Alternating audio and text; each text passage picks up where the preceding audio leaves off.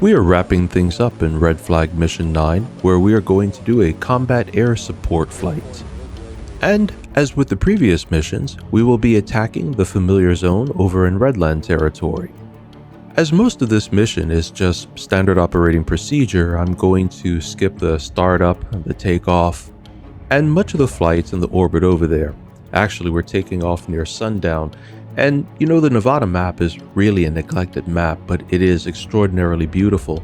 Right now we are watching the rare B-1B take off from Nellis Air Force Base. And it's a great example to see the detail and the love that has been put into this map. Once we get up in the air and get some altitude, you can see that the graphics are almost photorealistic, but even on the ground it's pretty good, especially when you consider this is just a computer simulator.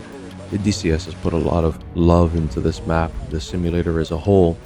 Now I'm already getting clearance to take off, so pretty much as soon as we're lined up on the runway, we are going to go ahead and get this bird up in the air. And our entire flight with 3 wingmen is right behind us. They'll be taking off shortly after us. We'll do 1 Marshall orbit counterclockwise, following the standard operating procedures listed in the flight plan, to give our wingmen time to catch up, but I'm not even going to bother to show that. By now you should be pretty familiar with this if you have followed the progress of this online walkthrough of the Redland training campaign for the F-16 Viper. It really is a good campaign. This mission, unfortunately, is particularly buggy, and that's not a fault of the developer of this campaign. This mission, by default, relies heavily upon Maverick missiles, and the handoff between the TGP, the targeting pod, and the Maverick missiles in DCS with the F-16 Viper is, honestly, it's just still not good. You'll see as we get further into the mission, but I'll tell you up front, there were times that I stopped and paused and messed with the Mavericks and the TGP for 20-30 minutes. I'll skip over all of that, of course, you won't have to suffer through watching that. But I messed with them over and over again, trying to get the TGP to successfully hand off the targeting information to the Mavericks themselves, and it failed 100% of the time.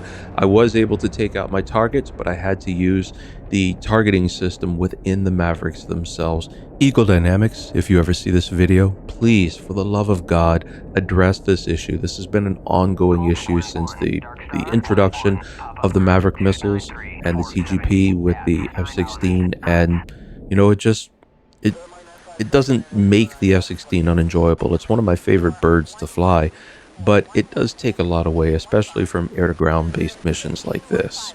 But you have to take the good with the bad, as they say, and here's the good. I mean, DCS has its flaws. It is an enormous flight simulator, and honestly, I believe the team at DCS does their absolute best to make the best flight sim out there. I really think DCS is definitively the best flight sim out there. It has its faults, but my God, look at these graphics.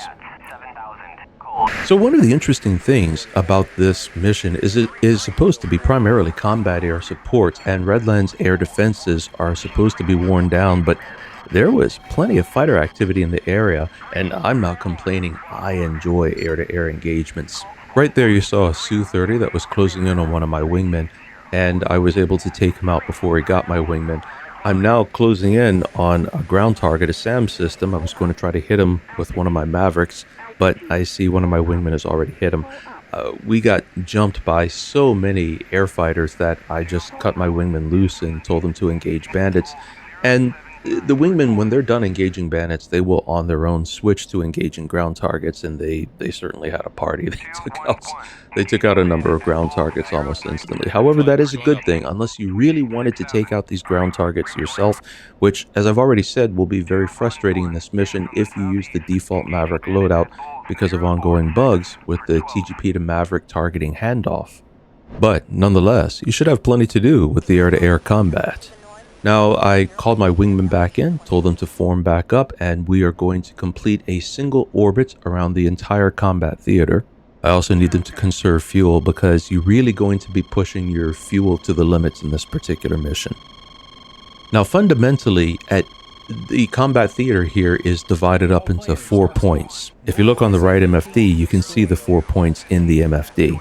And you're going to find targets within a few kilometers of each one of those points. This is combat air support, so technically you should be waiting for JTACs to call you in to attack specific targets. But due to the Maverick bug, I just find that to be too frustrating right now, so I go ahead and take initiative. And regardless of taking out targets on your own initiative, you'll still succeed at this mission.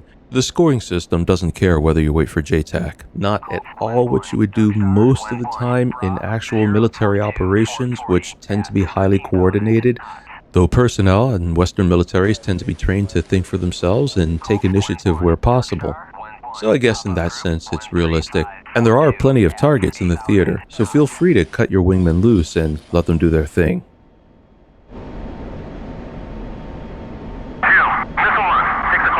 2. Engage bandits. Now the Su-30 just took a shot at me, but his missile missed.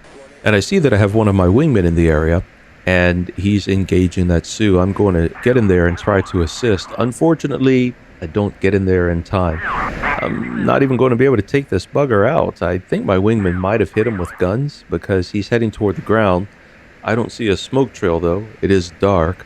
But I'm going to get 2 missiles off ultimately on this guy, and he's going to evade both of them. Rather, he is going to evade them without dropping any chaff or flares. And I think that's just luck, but in the end he ends up hitting the ground anyway.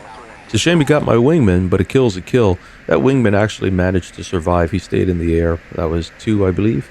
But I believe that the result of that hit was that he was bleeding fuel, because 2 eventually is going to go down for running out of fuel.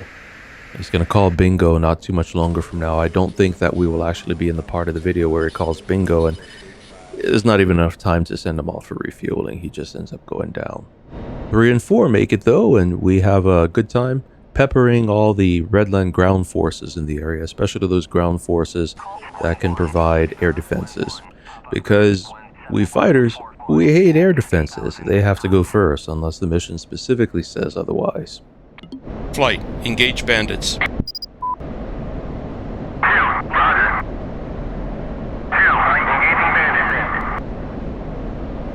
It's really a fun mission, at least to me, with all the air-to-air combat going on. Even with the air-to-ground bug, or rather I should say the TGP to Maverick handoff bug, still a lot of fun because of that. And if you just rely on the Mavericks themselves to hit the targets without assistance from the TGP, you can still enjoy this mission more or less.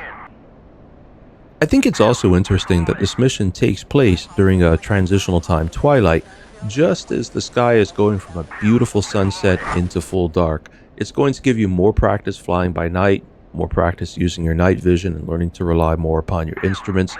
Flying by instruments is especially challenging for new pilots.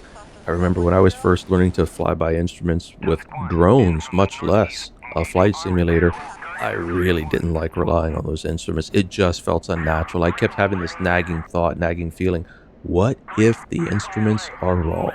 So you have to learn to trust them and rely upon the Mark 1 eyeball and use other things. In a simulated airfighter like this, that means occasionally turning back to your night vision just so you can get a visual perspective on what's going on. Just like with a drone, except with a drone, night vision doesn't make a whole lot of difference. You could use it, but you also want to be using the old Mark 1 eyeball frequently to check the drone's strobes, especially in the dark, when where exactly the horizon is not particularly evident. So we have a ground target coming into vision here. I'm going to line up on him, and this is one of those targets that I lined up on him, tried once again using pause just to get the TGP to work. I spent half an hour on it, went over a bunch of videos, a bunch of documentation over another half an hour, all the while the mission paused right here, trying to get it to work. It didn't work, so eventually I just switched MFDs to the right, as you see going on right now, and launched the Maverick. Remember, if you cannot get the TGP to hand off, you can always switch MFDs, rely on the Maverick's own sighting system. It won't be able to see as far or as accurately, but if you get a bit closer, you can ultimately target with the Maverick's own optics system. And because we're getting close to the ground here and it's dark enough, I really cannot get any visual sense of what's going on. I'm going to go ahead and switch back to night vision and take a quick look around, make sure everything's good, and get myself lined up to head off to the next steer point. And me and my remaining 2 wingmen will go ahead and complete the mission by taking out the remaining ground targets. All the airfighters are pretty much done by the time you reach the second steer point. At least if you did what I did, deal with the airfighters aggressively and let your wingmen assist. So you can use the remainder of the flight to practice taking out ground targets in the dark. And as you can see here, you can also take advantage of this night flight to get some good practice landing in the dark. The map is, I think, especially beautiful in the dark. I know you cannot see the ground details, but the runways are gorgeously rendered, and there's something different about landing in the dark. You don't have the same sense of depth, so it takes training or practice all on its own to get used to it. So night landings are great practice. Ultimately, you should be able to fly at night as competently as you can fly at day.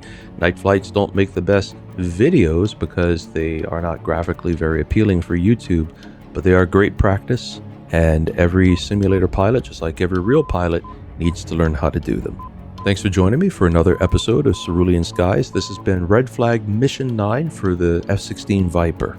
With Mission 10 coming up soon, we will complete this campaign. If you like what you see on Cerulean Skies, you appreciate the commentary and the educational material, please let me know. And take a moment to show your appreciation by liking the video and subscribing to the channel. It always helps.